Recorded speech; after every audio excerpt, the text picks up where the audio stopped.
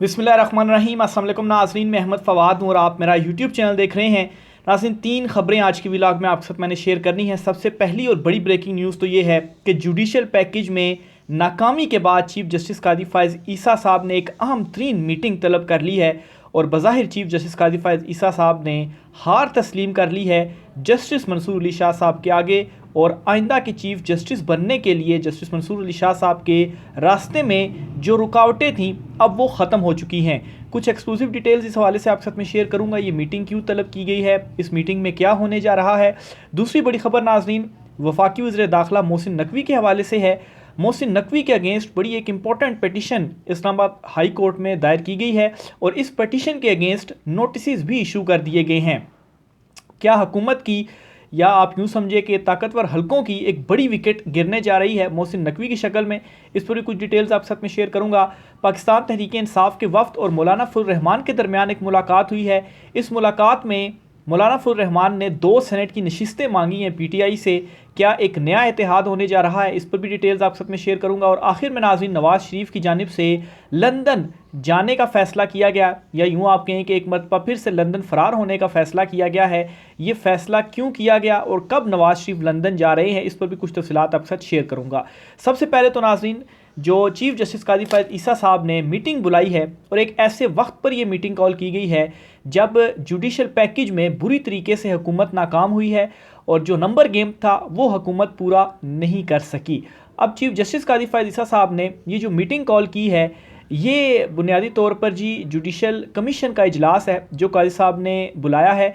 और judicial commission का इजलास बुनियादी तौर पर जजिस की तकर्री के हवाले से जो डिस्कशन है इसमें की जाती है और फिर जजिस को तकर्रुर भी किया जाता है।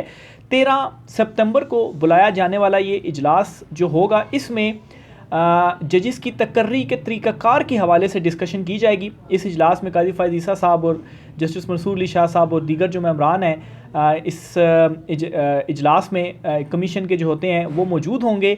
लेकिन सबसे इम्पॉर्टेंट बात यह है कि एक तरफ हुकूमत जुडिशल पैकेज लाने जा रही थी लेकिन वो जुडिशल पैकेज नाकाम हुआ। साथ ही कादी साहब ने ये मीटिंग बुला ली है और इस मीटिंग में जजिस की तकर्री के हवाले से तरीक़ाकार क्या अपनाया जाएगा मुस्तकबिल में, इस हवाले से चीज़ें फाइनलाइज होंगी। अब नाजरीन हुकूमत को तो नाकामी हुई जिसके बाद हुकूमत पीछे हटी।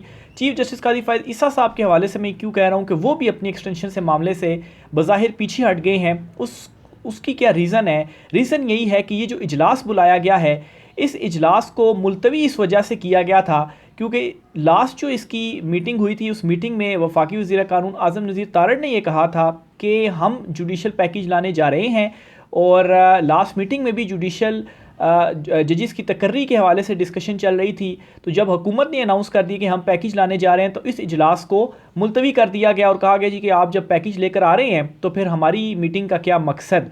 तो चूँकि अब हुकूमत नाकाम हो गई है और जुडिशरी की साइड पर जस्टिस मंसूर अली शाह साहब आप यूँ कहें कि फ्रंट पर जिस तरीके से उन्होंने तमाम तर चीज़ों को फेस किया और ये अब जो इजलास होने जा रहा है इसमें जजिस की तकर्री के हवाले से तरीक़ाकार कौन तय करेगा, वो जुडिशरी ही तय करेगी। तो ये सबसे बड़ा एक इशारा है या आप कहें कि सबसे बड़ी एक दलील है कि अब एक्सटेंशन भी नहीं होने जा रही, इवन कि जुडिशल पैकेज भी अब नहीं लाया जाएगा क्योंकि ये सारी की सारी चीज़ें एक मरतबा फिर से अब अदलिया के हाथ में खुद ही दे दी गई हैं कि अदलिया जजिस की तकर्री के हवाले से डिसीजन करेगी कि क्या रूल्स होने चाहिए और क्या तब्दीली होनी चाहिए। और जजिस तकर्री में ज़ाहिर सी बात है चीफ जस्टिस की भी तकर्री आती है। तो एक तरफ हुकूमत को नाकामी हुई, नाकामी के बाद वो पीछे हटे और चूँकि ये इजलास चीफ जस्टिस ने बुला लिया है तो इसी वजह से बुलाया गया कि इसमें चीफ जस्टिस दीगर जजिस के साथ मिलकर ये तय करेंगे और इसमें जी हुकूमत का मौक़िफ़ भी आएगा, जस्टिस मंसूर अली शाह साहब भी होंगे, दीगर जजिस भी होंगे। तो इस तरह से नहीं होगा कि हुकूमत मर्ज़ी से कोई भी जो तकर्री का तरीक़ाकार है वो तय कर दे। और इस हवाले से जजिस रूल्स के हवाले से जस्टिस मंसूर अली शाह साहब की जानिब से भी काफ़ी जो काम है वो किया गया, काफ़ी जो तजावीज़ थी चीज़ें थी वो भी मौजूद हैं। तो बहरहाल जी ये इजलास बुला लिया गया है और 13 सितंबर को बुलाए जाने का यही मतलब है कि ये वाला जो अब चैप्टर है एक्सटेंशन वाला और जुडिशल पैकेज वाला ये अब क्लोज़ हो चुका है। इवन के जजिस की तादाद बढ़ाने से मुतल्लिक जो मुस्लिम लीग नून की तरफ से आया है कि दानियाल अजीज़ उनके एक मेंबर बिल पेश करेंगे, इससे भी मुस्लिम लीग नून के जो लोग हैं वो लाताल्लुकी कर रहे हैं कि उन्हें इस बिल के हवाले से नहीं पता, वो शायद पर्सनल कैपेसिटी में ये लेकर आए होंगे। बहरहाल फिर भी हम पार्टी के साथ डिस्कस करेंगे, मामला सामने रखेंगे। अगर तो पार्टी की मंशा के ऊपर ये बिल लाया गया तो फिर साथ देंगे, अदरवाइज़ नहीं देंगे। यानी और ये कह रहा है जी, राना सनाउल्लाह साहब का कहना है, तो बड़े सीनियर रहनुमा अगर वो ये चीज़ कह रहे हैं तो इसका मतलब है कि नून लीग को भी अंदर से नहीं मालूम था। तो नाकामी हो चुकी है। जुडिशल पैकेज तो पहले से ही ख़त्म हो गया, एक्सटेंशन का चैप्टर भी क्लोज़ हो गया। मुसलसल अपने वीलॉग्स के थ्रू भी मैं आपको पहले से ही ये जो ज़राए से ख़बरें थी वो मैं ब्रेक भी करता रहा। बहरहाल अब ये कन्फर्मेशन हो गई है, अब ये जो मीटिंग बुला ली गई है, अब इस मीटिंग के अंदर का मतलब यही है कि तरामीम नहीं हो रही और अब जुडिशरी में क्या किस तरीके से तकर्री की जाएगी ये अब जजेस खुद ही तय करेंगे।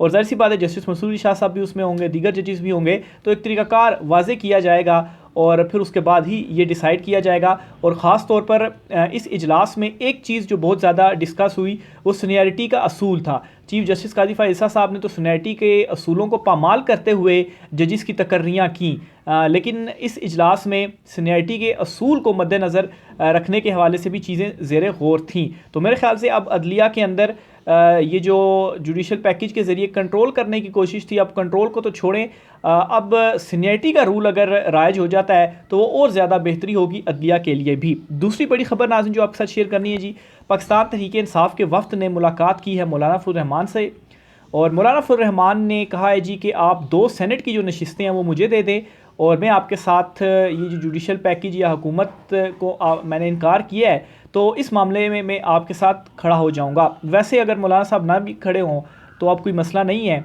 और जो है वो पार्लियामेंट में वैसे ही उनके पास नंबर गेम हुकूमत के पास पूरी नहीं है।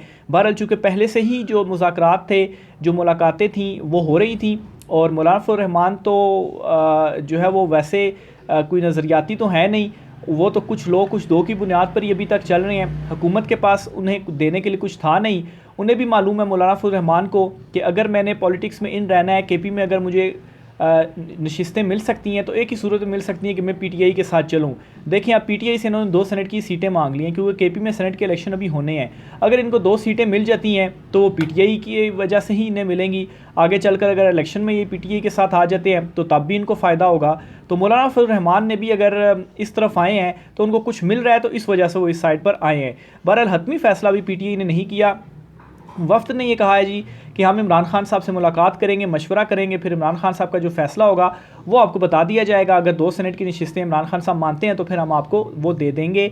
और गारंटी मौलाना साहब से ये मांगी जा रही है कि आज तो हम आपको इस सेनेट की सीटें दे देते हैं, लेकिन कल को क्या गारंटी है कि आपके जो सेनेटर्स हैं वो आगे हमारे साथ चलेंगे या हमारे हक़ में जो वोट है वो देंगे। तो ये मौलाना फजल रहमान से कहा जा रहा है। बहरहाल आज की मीटिंग के अंदर भी यही डिस्कशन हुई है।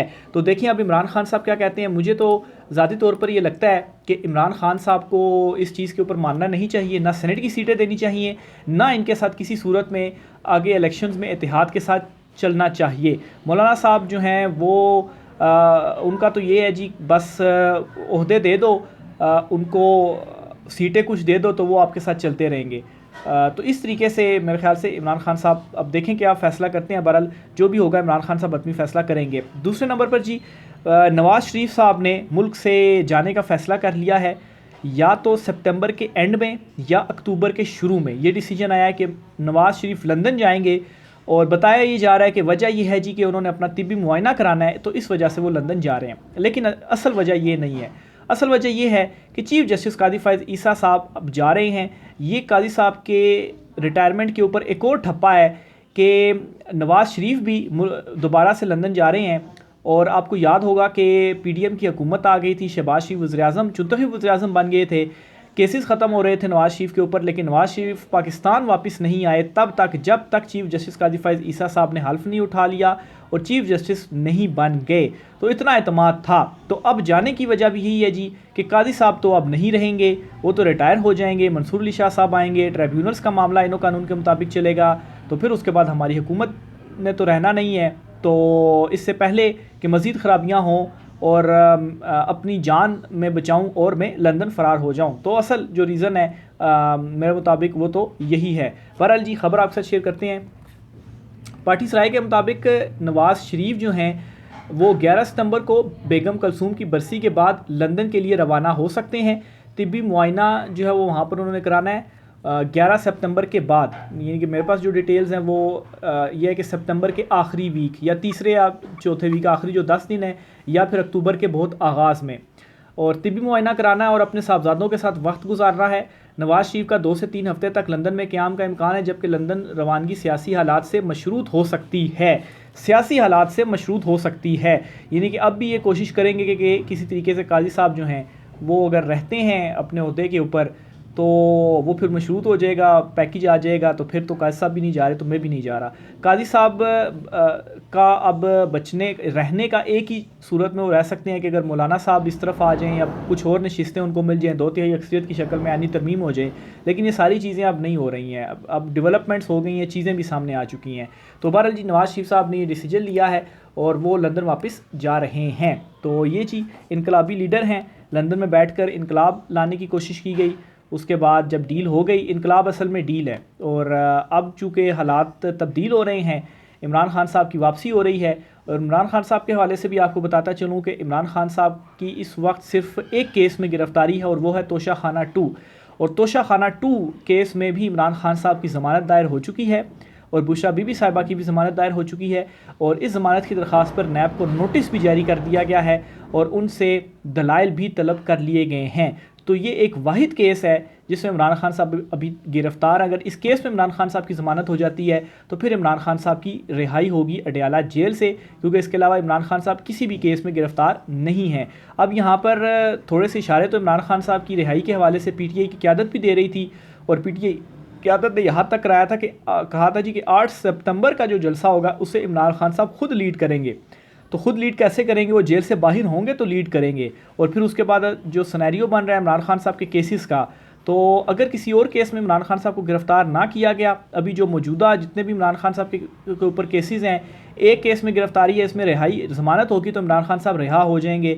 लेकिन वही है कि बस किसी हिडन केस में गिरफ़्तारी डालकर अगर उन्हें मज़ीद जेल में रखा जाए तो वो फिर एक अलग मामला होगा। लेकिन अभी जो डिटेल्स हैं सामने, इमरान खान साहब और किसी केस में भी गिरफ़्तार नहीं हैं। तो अगर इमरान खान साहब का ये केस में ज़मानत होती है तो 8 सितंबर से पहले इमरान खान साहब रिहा हो जाएंगे और 8 सितंबर के जलसे को भी लीड करेंगे। और फिर एक और जो बड़ी तब्दीली आई है वो ये तब्दीली आई है जी कि पहली मरतबा एडवोकेट जनरल साहब ने ये कह दिया है कि 8 सितंबर को पाकिस्तान तहरीक इंसाफ को जलसा वो कर लें। ये यकीन दहानी उन्होंने अदालत में करवा दी है, और अदालत ने चीफ जस्टिस आमिर फ़ारूक साहब इस्लामाबाद हाई कोर्ट के, उन्होंने भी इस दरख्वास्त को पेंडिंग रखा है और एक तलवार लटका दी है कमिश्नर इस्लामाबाद के ऊपर कि आपने अब यकीन दहानी करा दी 8 सितंबर को जलसे की।